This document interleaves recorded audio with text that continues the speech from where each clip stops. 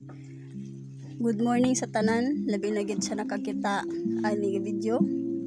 So atong hatagan og higayon tungod kinaalang ko'y gamay nga ika-share sa inyo mga kaigsunan bahin sa pulong sa Ginoo. Kining pulong sa Ginoo mga igsoon na maguyoban mga tawo nga dili mo tuo sa Biblia. So niingon dire atong sugdan Ganiingon dire sa Juan 1:1 nga sa wala pay nabuhat bisan unsa ang pulong diha na. So palihog lang og take note sa bersikulo mga kaigsunan aron nga ato inyo ni matun-an kung naa mo Biblia des inyong balay. Niingon dire nga sa wala pay nabuhat bisan unsa ang pulong diha na. Ang pulong uban sa Dios ug ang Dios pulong. So kung dili ta mo tuo sa Biblia, sama ra nga wala gud ta nagtuo sa Ginoo. Mato dire nga ang pulong sa Dios dili pulong sa tawo, no? Kay naa na ang pulong sa Dios naa na sa wala pa nabuhat bisan isa dinhi sa kalibutan, naa na ang pulong. Tungod kay ang pulong Dios. So kaning Biblia dili pwedeng bugal-bugalan tungod kay ang Biblia pulong sa Dios. So sama ra nga ang Biblia kung nagsunod ta sa Biblia, sama ra nga nagsunod sabta sa Dios. Sa dinhi sa pinadayag 1:19 binag-ingon nga isulat ang butang nga imong nakita sa panahon ni Juan hinigugma. So isulat ang mga pulong nga imong nakita, ang tibuok, ang nahitabo karon ug ang mahitabo ugma. So kini sa panahon ni Juan, ang iyahang nakita, iyahang isulat, ang iyahang nadungog, iyahang isulat.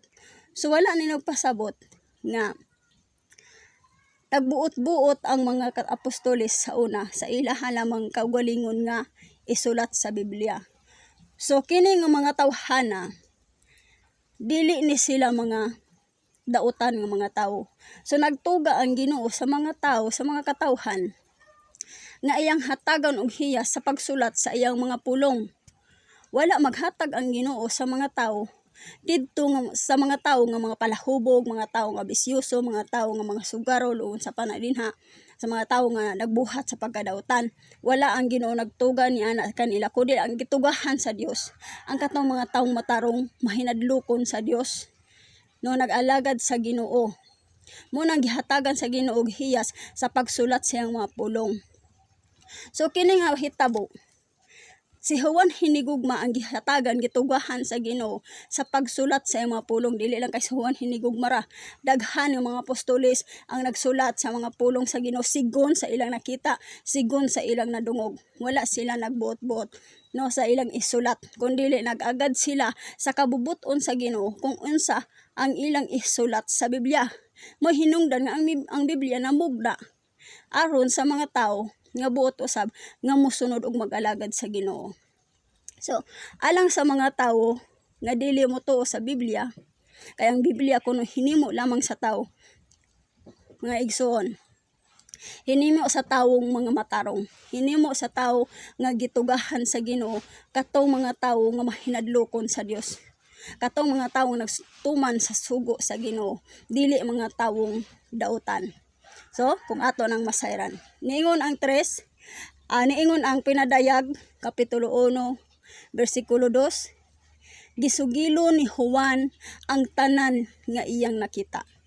So ang tanan nga iyang nakita, wala moingon si Juan nga akong isulat ang nakita ni Pedro, akong isulti ang nadungog ni Pedro. Dili, kundi ang iyang gisulat, ang iyang mismong nakita, ang iyang mismong nadungog.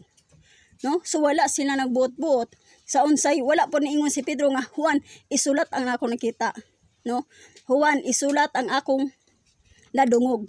Kundi siya mismo nakadungog, siya mismo nakakita, mo'y siya mismo nagsulat. Kung kinsay gipadaygan si Ginoo, kung kinsay gisultihan si Ginoo, siya mismo ang musulat sa Biblia. Wala sila nagbuot-buot ang suon. So niingon dire sa pinadayag Pinadayag kapitulo 1 bersikulo 10 hanggang sa 11. Sa adlaw sa Ginoo gigamahan ako sa espiritu ug nadungog ko gikan sa akong luyo ang kusog nga tingog nga milanog sama sa usa ka trumpeta. No?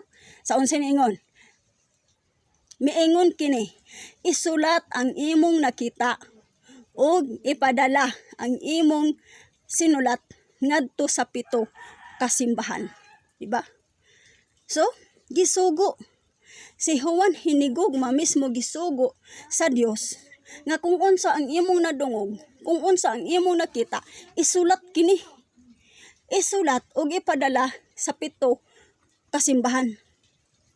So wala sila nagbuot-buot sa ilang isulat aron nga ilang isulat sa Biblia aron ipadala sa mga kaiglesiyahan. Kung dili naghulat sila sa kabubuton o naghulat sila sa isulti sa Dios aron nga makaabot ang mensahe sa Ginoo ngadto sa mga kaiglesiyahan, mga kasimbahanan, mga katawhan nga nag-alagad sa Ginoo. So wala sila nagbuot-buot niini. Ningon ang pinadayag 10. Ningon ang pinadayag kapitulo 10 bersikulo 3 hanggang sa 4. Og misinggit siya nga daw ngulob sa leon. Sa iyang pagsinggit mitubag ang 7 ka dalugdog. Sa 4 ningon, og human niini musulat na unta ako. Apan nabati ko ang tingog gikan sa langit nga nagingon, ayaw ibutyag ang giingon sa 7 ka dalugdog ug ayaw kini isulat. So nagpasabot lang mga igsoon nga ang mga apostoles, ang mga tawo nga gitugahan sa Ginoo sa pagsulat sa iyang mga pulong, wala gayud magbuot-buot sa ilang kaugalingon nga mga sulat lang, no? Mga ila-ila lang nga mga sinulat. Kung dili mismo ang Dios mao'y nagsulti sa unsay iyang ipasulat or unsay dili niya gusto nga ipasulat. So, ang nasayod ato kung unsay gisulti sa 7 ka dalugdog, si Juan mismo nakabalo. Nakasabot si Juan mismo kung unsay gisulti atong 7 ka dalugdog. Kay nga naman, kung wala pa to nasabtan ni Juan, dili unta niya isulat. Pero kay wala man niya giignan man siya sa tingog nga ayaw kini isulat. So wala niya gisulat. Si Juan ra mismo ang nahibalo o nasayod kung unsa kato ang gisulti sa 7 ka dalugdog.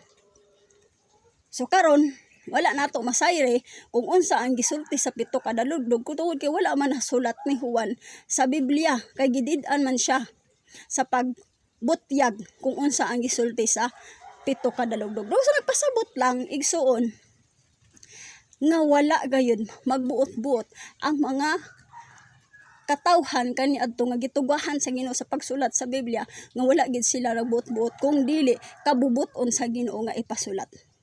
No?